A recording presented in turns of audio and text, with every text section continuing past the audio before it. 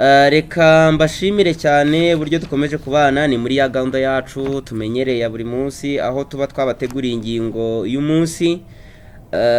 Murabona ko twagize umugisha iki cyigisho turi kugifatanya n'umuvandimwe kandi biratunejeje cyane. Imana iduhana umugisha. Ni ingingo yo kwa kane itubwira Filipo na Natanayeli. Ni cya cyisho cyacu cya kane n'ubundi ingingo niyo kwa kane turi cyisho cya kane. Ikisho kiratubwira ngo abahamije Yesu nka Mesiya. Ubu noneho tugiye kureba ubuhamya bw'abagabo babiri Filipo na Natanayeli. Twamaze kubona ubuhamya bwa Yohana Umubatiza. Yego. Tubona ubuhamya bwa Andereya. Yego. Ndetse na Simoni. Yego. None tugiye kubona ubundi buhamya bw'abantu babiri Filipo na Natanayeli. Reka rero mbere yuko twinjira mu cyisho tubanze dusenge. Turagushimye cyane Uwiteka Mana ikiranuka, izina ryawe rihabwa icyubahiro. Wadugeneye ubutumwa bwiza buduhishurira iby'agakiza, ndetse uduha n'ibihamya simusiga, ndetse rwose utwandikishiriza nta kuzigura. Ubu turimo turabona abahamya ibya Mesiya dukwiriye kwizera igitambo cy'ibyaha byacu. Reka ubwenge bwacu buhuguke kugira ngo twumve ibintu kuko ari mu iby'agakiza. Utwegere mu buryo bwa Mwuka Wera, tuyoborwe nawe kugeza tugeze ku musozo. Tubisabye tubyizeye mu izina rya Yesu, amen. Amen. Oze dufashe muri ingingo. Turabonamo abantu babiri Filipo na Natanayeli. Ni bantu ki turababona he muri Yohana igice cya mbere umurongo wa 43. Rwose no gukurikira hamwe twari tugeze ejo. Yego. Turasa n'abari mu bwaho nanone. Aha ni bukeye bwaho. Yego. Urumva ko izi nkuru zirakurikiranye. Yesu ashaka kujya i Galileya. Abona Filipo aramubwira ati nkurikira. Filipo aramubwira ati oya nsomye nabi. Bukeye bwaho Yesu ashaka kujya i Galileya. Abona Filipo aramubwira ati nkurikira. Filipo uwo yari uwe Betsaida, umudugudu wabo wa Andereya na Petero. Yego babandi yari yahamagaye ejo. Yego. Filipo abona Natanayeli aramubwira ati uwo Mose yanditse mu mategeko n'abahanuzi bakamwandika twamubonye, ni Yesu mwene Yosefu w'i Nazareti. Natanayeli aramubaza ati mbese i Nazareti hari ikiza cyaturukayo cyahaturuka? Filipo aramusubiza ati ngwino urebe. Filipo yakomokaga i Nazareti, hahandi iwabo wa Andereya ndetse na Petero. Bahise Betsaida. Yesu aramubona aramuhamagara. Yesu yabanje guhamagara Filipo. Yego. Filipo akora iki? Akurikira Yesu. Amaze kumukurikira nawe yakoze iki? Yahise ajya guhamagara Natanayeli. Ariko iki kintu nagikunze cyane, ntabwo nzi ukuntu bari babanye, ariko aba bantu biragaragara ko bari inshuti kugeza ku rwego yabonye Mesiya. Ati ibi bintu rero, ibi bintu nzi undi muntu wabyakira, nzi uko tubanye. Yihutira kujya kubimenyesha Natanayeli. Ariko Natanayeli tere ikibazo yari afite. Natanayeli bari basanga ibi bintu bya Mesiya babivugana babyigana, ndetse mu bifuzo bibe byose muri iki cyigisho kivuga ibya Filipo na Natanayeli. Baratubwira ngo Natanayeli yakiriraga amatsiko yo gusobanukirwa iby'ubu buhanuzi, ndetse akifuza kubona Mesiya. Ibi bintu mucuti we yarabizi. Ni nayo mpamvu we yagize umutanze amahirwe yo kubona Mesiya, ariko avuga ati ibintu nimbi mugezaho arabyumva. Ariko na Filipo yari afite ikibazo cyo gushidikanya kuri Yesu nubwo yari yamukurikiye, kuko yaravuze ati uwo abahanuzi bavuze, uwo Mose yavuze twamubonye. Ariko yongeraho akantu kavuga ngo yaturutse n'uw'i Nazareti kwa Yosefu.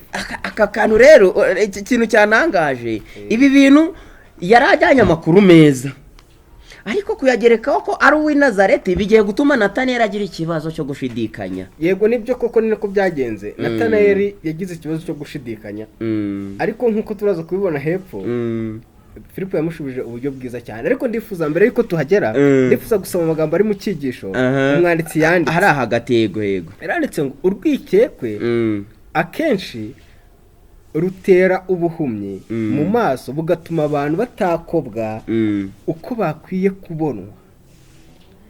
Urumva tuze kubivuga ni urwikeko rwagaragaye aba bantu babiri kuganira. Aramubwiye ngo ni Mesiya ariko w'i Nazareti. Ibyo bintu byonyine kumujajinga nk'uw'i Nazareti. Yanavuze n'ijambo ribirimo gusuzugura ngo mbese hari ikiza cyaturuka i Nazareti. Akenshi ibi bintu bijya bitubaho. None se yiza ngaho uriya muntu, ese n'uwo muhe muryango, ese ubundi amaze igihe kingana iki? Ibi bintu ingaruka ziba aya magambo dusomeye. iyo tubonye umubwiriza, iyo tubonye umwigisha, tukagira umwaka Satani akadushira muri uru rukweto rwo kuvuga ngo tumujudging according to dushingiye uko agaragaye. Uriya muntu ibi ntaga ari byo, uriya muntu ibi nibi. Ariko reka nkubwire ikintu cyanangaje none twigiye kwigira kwa aba bagabo. Ngo Filipo akimara kubwira Natanayeli nubwo ari umuhaye impamvu yo kumushidikanya, ariko ngo ntago yafashe umwanya wo kujya impaka nawe. Abadivantiste nyaboneka ikintu tukwiye kukirinda, ikintu cyo kujya impaka. Reka dusome ayo magambo hano kuko nibwo ari bwumvikane neza. Filipo yari afite impungenge, bari bafite urwikekwe kimwe na Natanayeli, ariko nta mwanya yabihaye. Hano baranditse ngo Filipe we yabaye nk'ubona ko ahari bitewe n'ibiganiro bagiranye imbere na Natanayeli ko uburyo bwiza bwo guhangana n'urwikekwe no gushidikanya atari ukujya impaka ndende z'imitekerereze cyangwa iz'iyobokamana, ko ahubwo ibyiza ari ukurarikira umuntu akibonera ukuri kukaba ukwe bwite. Yarabivuze ati ngwino nawe urebe, kandi nicyo yakoze, nawe yaragiye arareba. Ikintu cyiza cyane, aho kugira ngo batinde mu mpaka zitari za ngo turwane, atangiye kumubwira ese ubundi wamubonye ate. Oya, abona atari bushobore kubona amagambo kumwemeza, kabone naho bari kumujya impaka akamubwira ibimenyetso yamubonanye, akamubwira ati okay, ngwino tugende. Yego, ngwino urebe, gende wirebere. Oze reka nshima Imana kugira kuri iki kintu. Natwe mu gihe ejo mu cyiciro twabonye hari ubwo ubutumwa bwiza bumumukira amaso yacu tukabona nk'umucyo mushya. Ushobora kuzanwe n'abantu, ushobora kuzanwe n'umukozi w'Imana. Bavandimwe, ntidukwiriye kwibaza aho akomotse, ahubwo nk'abiberoya. Urabibuka ngo igihe Pawulo yamaraga kubigisha basigaraga bari gucukumbura, kandi bagakoresha ryahame wa mugabo twabonye mu gitabo cy'intambara ikomeye wageranyanizaga umurongo ku wundi ngo ntave hatumvise. Uramwibuka? Ni William Mireri. Ngo ntiyashaka kuva ku murongo atamaze kumva inama y'agakiza muri wo. Natwe mu gihe twumvise ubutumwa bwiza, ngwino urebe.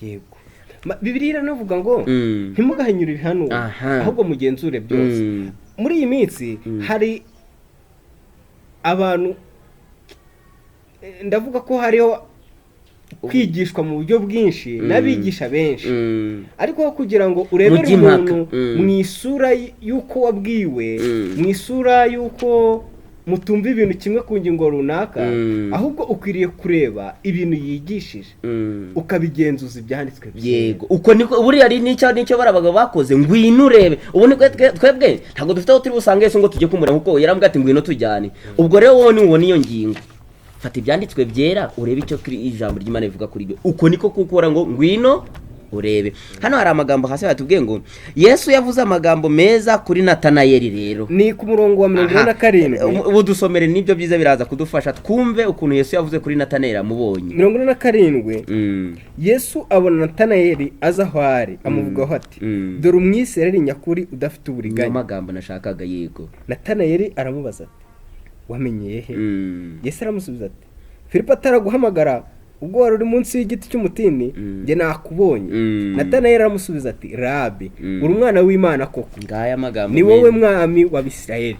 Igihe niyo magambo nendaga gusoma. Rero igihe Natanayeli na Filipo bageze imbere ya Yesu, ngo Yesu utarakenera kubwirwa iby'abantu, akitegereza Natanayeli amuvugaho amagambo nshaka kugira ngo wenda nasomye mu wifuzwe byose. Aravuga ngo nguyu umwisirayeli utagira iki uburyarya. Nihe yagaragaje ko atagira uburyarya. Igihe Filipo amugezagaho amagambo y'uwo bahuye, ntabwo yahishe uburyarya muri we.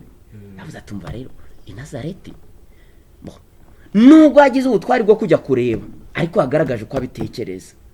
Nta buryarya yaramubwiye ati oya, nta macenga. ibyo uri kumbwira ibyo byose Nazareti ntabwo tuhizeye, nta kintu kiza kibayo. Akoresha ukuri kose, niko umuco wacu umeze.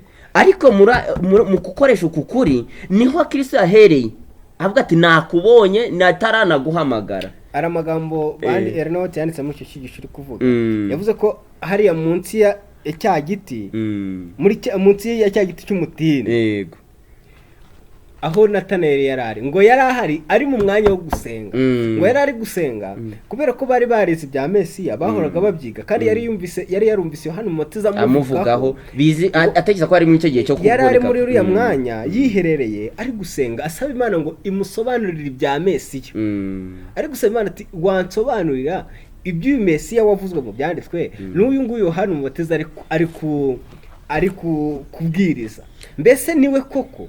Nicyo Yesu yamubwiye ati rero burya uri hahandi munsi ye cya giti, njyewe nakubonye. Amasengesho ya Natanayeli yarazamukaga akagera mu ijuru. Niyo mpamvu ngo guhura na Yesu kwa Natanayeli, ngo Natanayeli yabibonye nk'igisubizo cy'amasengesho yari yahozemo. Urumva ko Natanayeli atari ari mu bwiherero ari gushaka ibimenyetso ko yerekwa cyangwa agira ibindi binahishurirwa bidasanzwe mu mutwe we, ahubwo yari ari gusengera ko asobanukirwa ibyanditswe byera. Mbese twebwe dufata igihe kingana iki kugira ngo umwuka w'Imana bidusobanurire? Hari kubyiga, ariko no gufata igihe cyo kubitekereza. Yego, tugategereza icyo ijuru ridukora. Kandi ibi bintu nk'uko ryitaye kuri Natanayeli akamubwira ngo nakurebaga, oze natwe ijuru riratwitegereza cyagiye tubumbuye ibyanditswe byera. Umugambi ari uwuhe? Atari ugushakamo ibimenyetso byo gukubitisha bagenzi bacu, atari gushakamo ibimenyetso byo kurengera kudatungana kw'imico yacu. Igihe ari intego yo gushaka agakiza, ijuru riba ritwitegereza nk'uko ryitegerezaga aba bantu. Reka dushimire Imana ko tuzirikana muri ubu. Imana yasezeranye ko izabana natwe, kandi irabisohoza ibyo yasezeranye. Nk'uko byandigendekeye Natanayeli, natwe bibasha kutugendekera ko mu gihe dufata umwanya wo gusobanukirwa, wo kwiga no gutekereza ku byanditswe byera. Kandi Natanayeli mu gihe Yesu yamubwiraga ati burya nakubonye, yahise yizera, avuga ati arahamya ati ni wowe rwose, igisubizo cyanjye cy'amasengesho yanjye ndakibonye. ni ibi ngibi. Mu gihe Imana itwiyishuriye, natwe dukwiye kugaragaza kunyurwa nk'uko kwa Natanayeli, kandi rwose byamuhesheje umugisha. Reka rero ubwo Imana yiteguye kubidukorera, kandi natwe twatusobanukiwe ibyo, reka tube mu mwanya mwiza nk'uwo Natanayeli yari arimo. Imana ibidushoboze mu izina rya Yesu. Dufashe mu buryo bw'isengesho. Imana Data uhimbazwe. Amen. Mu baguhamije kuri umwami harimo Filipo na Natanayeli, kandi babisobanuriwe n'ibyanditswe byera. Ni umwanya mwiza wacu ubwo tubifite mu biganza ngo tubisobanukirwe. Umwete wacu ukorane n'Umwuka Wera, maze dusobanurire ubugingo bishe mu ijambo ryawe. Amen. Ushimiye yuko uzadutera umwete mu izina rya Yesu. Amen. Amen.